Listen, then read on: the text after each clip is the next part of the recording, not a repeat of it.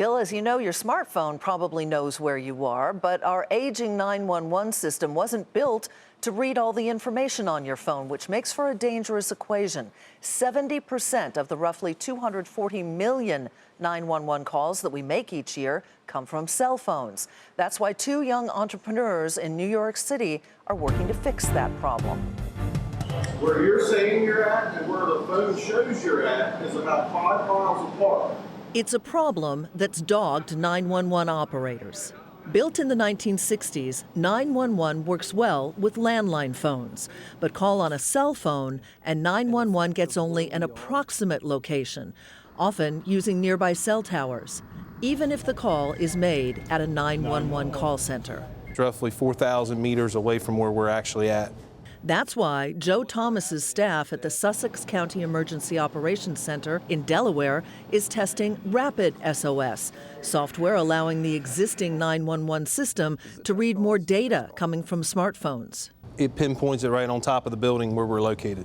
Michael Martin got the idea after he felt like he'd been followed home in New York City one night back in 2012. 911 call takers are doing heroic work in light of that challenge. But we're giving them basically no data to manage those calls. In grad school, he teamed with Nicholas Horlick, who'd volunteered taking calls on an emergency hotline during college. It was the same type of problem of someone's calling in, they're in distress, and no idea where they are. So they co-founded RapidSOS. But perhaps more important than their tech know-how was the 4 years they spent taking input from government officials and many of the 6,500 911 call centers. In 2016, they released a free app called Haven.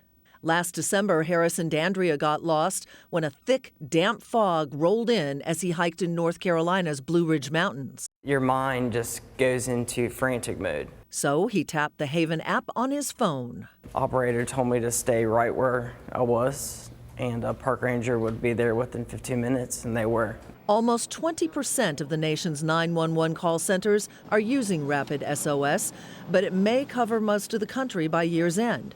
For some, it can't happen soon enough. In 2014, an FCC study said fixing 911 location issues could save more than 10,000 lives a year. Congress talked about it, but there hasn't been any legislation, let alone any passage of something that would make a difference. Tom Wheeler is one of 3 former FCC chairmen who have invested in RapidSOS. They have built a platform that can be applicable in multiple kinds of situations, not just 911 calls. Those situations, upgrades to home security, car monitors like OnStar, and wearable health devices are where RapidSOS hopes to make money.